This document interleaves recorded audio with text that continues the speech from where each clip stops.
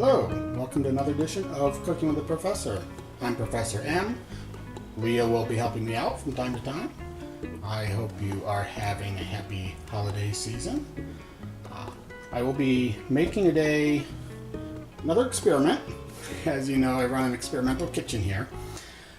When I was growing up, one of our family traditional foods for parties and holidays was tiny smoked sausages in a sweet and sour sauce. And it's really very easy to make if you get the prepared items. Jar of grape jelly, a bottle of chili sauce, which is like a spicy ketchup. Put them in a pan, put some smoked sausage in it, put it on medium heat, low to medium heat, maybe 15-20 minutes, the jam until the jelly melts. Mix it all up. It's ready to serve with little toothpicks as snacks, hors d'oeuvres. Very tasty. Doesn't take very much time. Doesn't take a lot of watching. And you can have it on the back burner of a stove while you're doing other things, getting ready for a party or dinner. I'm not doing that today. I'm going to try making the same thing, but from fresh tomatoes. And it's experimental because I have not been able to find a recipe for chili sauce from tomatoes. All the recipes I found start from ketchup. The recipes for ketchup start with tomato sauce. So the recipes I found just don't assume that you start with fresh tomatoes. I don't have grapes for the grape jelly, but I do have oranges on the tree in my backyard. So I will be using that for the sour sweet flavor to mix in with the tomatoes. I will prepare these, put them in a pan, start boiling them down, strain them at some point to take out all the skin and seeds, make a nice tomato sauce, put spices in it as I go, try to just flavor it to taste, add the orange juice once I get those picked and prepared and juiced, and see where it turns out. Thanks for joining me today.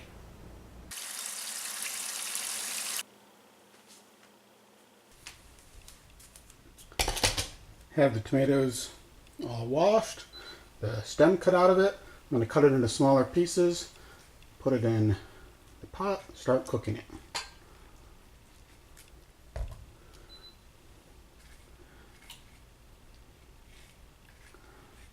I'll probably use my tomato masher that I just got to use this. Some of you might remember the one I've been using before for the jams and jellies. This one is a nice solid metal one, should be a lot easier to use. Probably won't ever get used actually for potato mashing. Actually, I'll use it for crushing fruit for other things.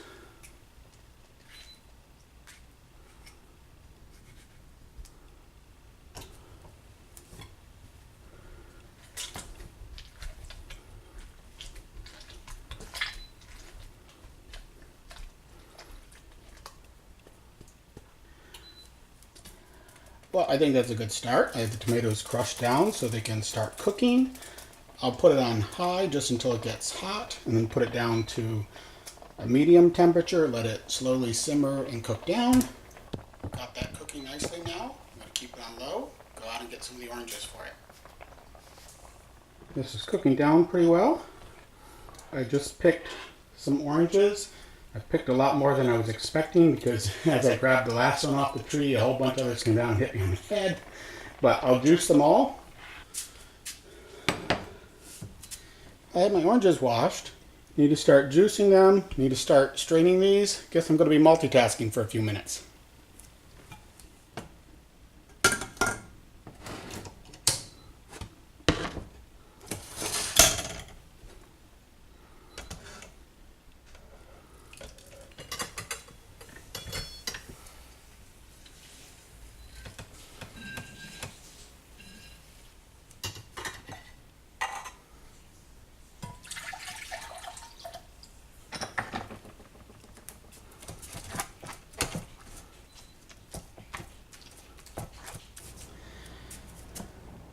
I have about 2 cups of juice here from about half of the oranges. Now my oranges, one tree in the backyard, growing essentially wild. I don't put any fertilizer on it or give it special watering. It's just Florida sun and rain.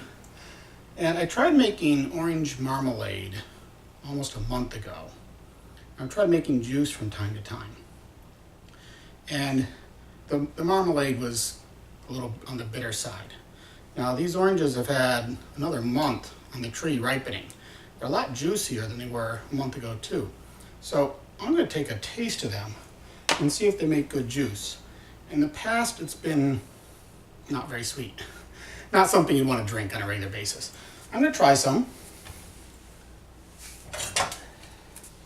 I'm going to filter out any of the seeds or pulp. This will also tell me about how much sugar I need to add to it when I'm cooking it. So here goes.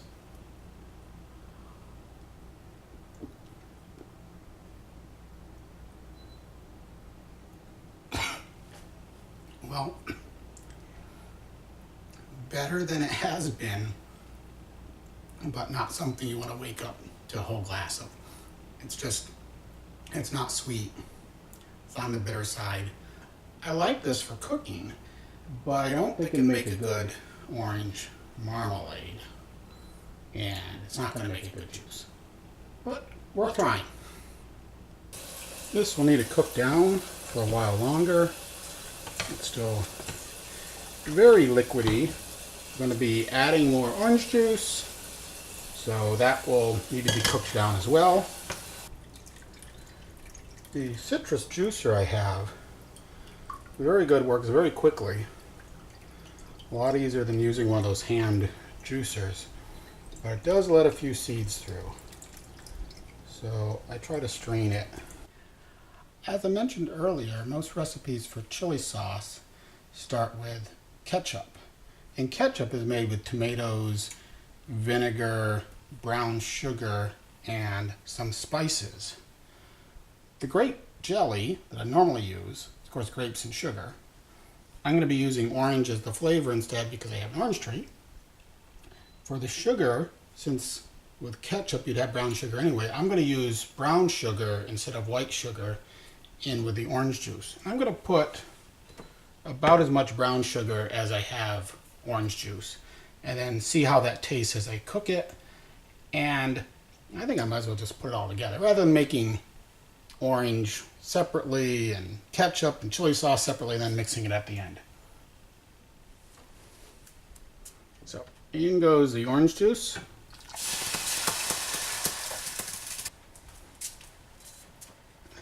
Alright, it looks like a lot, but you need that for making, that'd be the equivalent of what I'd put in if I were making a jam or jelly out of the orange. So that will go in. I'll use a spoon so I don't slop anymore. Out onto the burner. Got my tomatoes are boiling down more. The tomatoes and oranges and brown sugar in here. I have a few vegetables. These are just some things that have been lying around. I didn't particularly select these, but I'm going to use them up because they all will fit with the flavors. Some green onions, a white onion, and a couple cloves of garlic. I'm going to prepare them here, put them in a pan with just a little bit of vegetable oil rather than putting them straight in here. So I get more of that brown flavor and not just cooked flavor from it.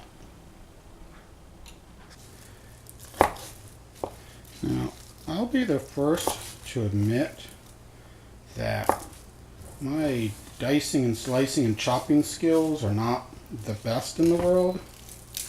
So don't use this part as a kind of how-to, maybe as a how not to. My real passion lies in saucing things. You know, one pan on the stovetop, mixing the ingredients in as I go, kind of making it up as I go.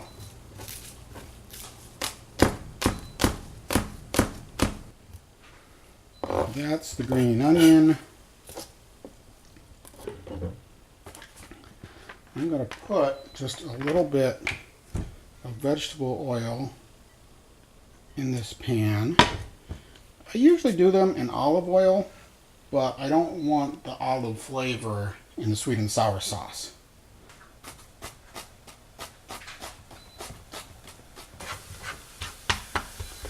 Just a little more vegetable oil in that.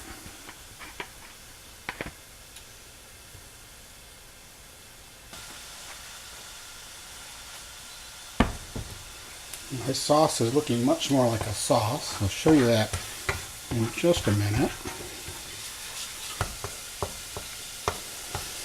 And you should be able to see most of the pieces are very tiny because I don't want it to feel like it has pieces of onion and garlic. I want it to have the flavor.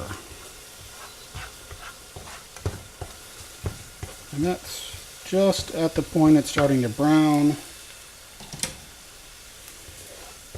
I have to be careful I don't go too far with it. I did that on a medium-low heat. If I did it any higher, it could go past the brown point too quickly. Oh, time to go in the tomatoes.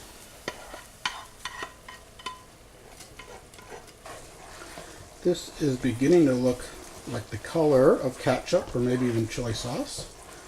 So I'm getting closer. I have some more spices to add to it. Vinegar, haven't added that yet, and some spices, and then I'll have to start tasting and see how close I'm getting. For the vinegar, I'm going to use a balsamic vinegar and get a little extra flavor. This is from the same place that I got the honey ginger white balsamic vinegar that I've used on some fruit dishes. I'm going to add 100, 150 milliliters, maybe a little less. I'll start with less.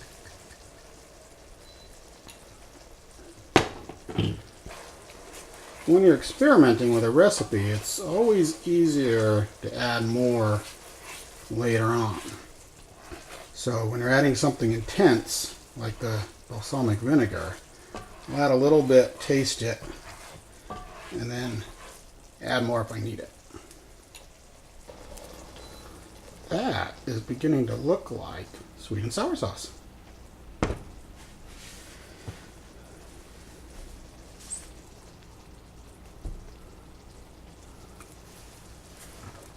Right, I'm going to turn that off for now because I might soon cook it past where I want it to. Now it's time to taste it and see if it's about what I want.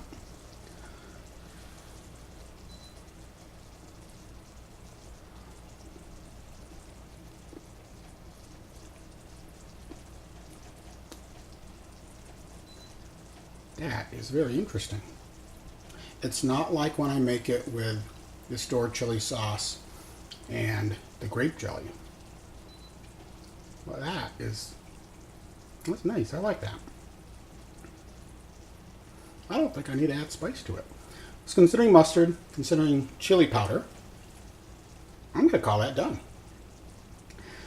So I will put it in the back. I'll be adding little sausages to it at some point, heating those together using this sauce as a dipping sauce for the sausages. I'll get on to some more dinner cooking food. Enjoying the rest of the day. Hope you're enjoying your day as well. Thanks for joining me, and see you next time on Cooking with the Professor.